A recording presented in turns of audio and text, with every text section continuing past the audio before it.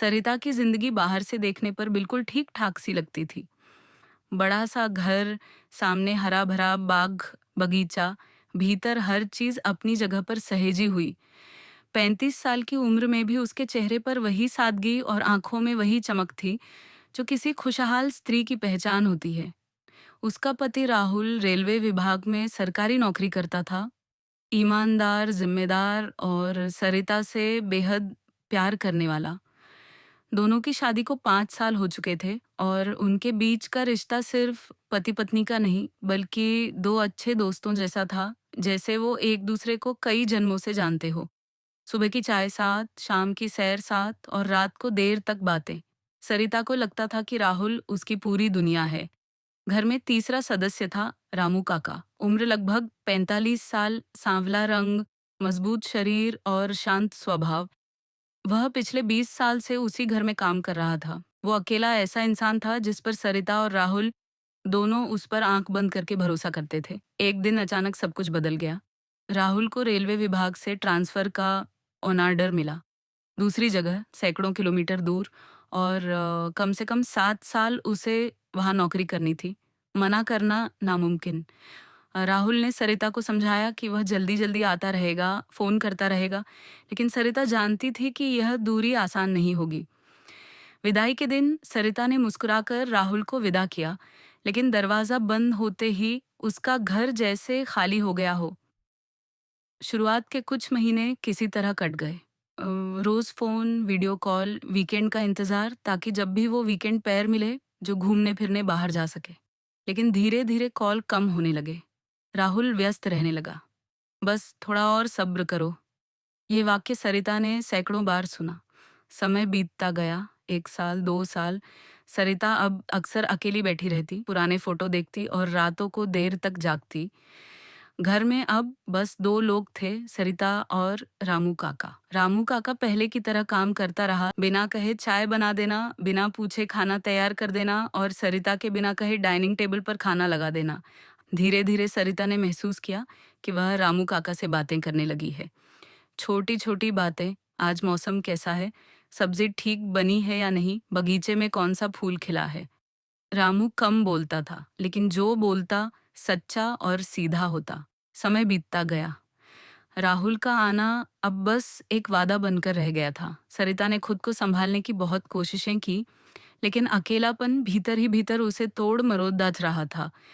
एक दिन उसने रामू से पूछा, काका, तुम इतने सालों से अकेले कैसे रह लेते हो? रामू ने थोड़ी देर चुप रहकर कहा, मेम साहब, कुछ आदतें मजबूरी में बन जाती है। उस जवाब ने सरिता को अंदर तक छू लिया।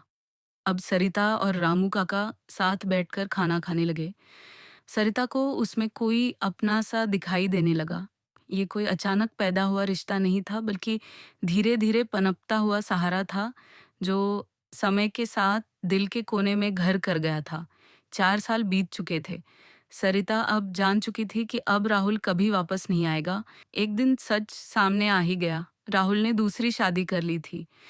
फोन पर यह सुनते समय सरिता को रोना नहीं आया, बल्कि एक खुला आसमान दिखाई दिया जिसमें अब वो रामू के साथ बगैर पंखों के उड़ना चाहती थी, लेकिन राहुल के प्यार की बंदिशें उसे रोक रही थी। शायद वह भीतर से पहले ही खाली हो चुकी थी।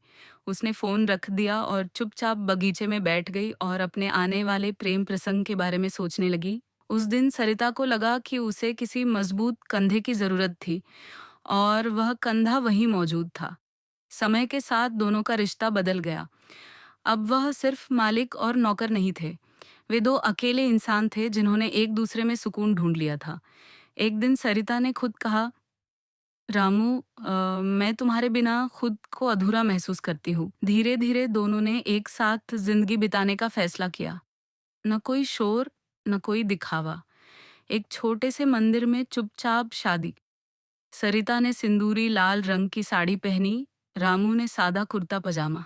कोई गवाह नहीं, बस दो दिलों का फैसला और मिलन। शादी के बाद भी रामू का स्वभाव नहीं बदला। फर्क सिर्फ इतना था कि अब वह सरिता का जीवन साथी था। कुछ महीनों बाद सरिता को पता चला कि वह माँ बनने वाली है। ये खबर दोनों के लिए नई चमक लेकर आई। रामू का ख्याल और बढ़ गया। सरिता को लगा कि जिंदगी ने आखिरकार उसे वह दे दिया जिसकी उसे सालों से तलाश थी। बच्चे के जन्म के साथ घर फिर से हंसी और किलकारियों से भर गया। रामू बच्चे को गोद में लेकर घंटों बैठा रहता। सरिता उसे देखती और सोचती कि शायद रिश्ते खून से नहीं, साथ निभाने से निभते हैं। एक दिन राहुल का फोन आया। उसने कहा कि वह वापस आ रहा है।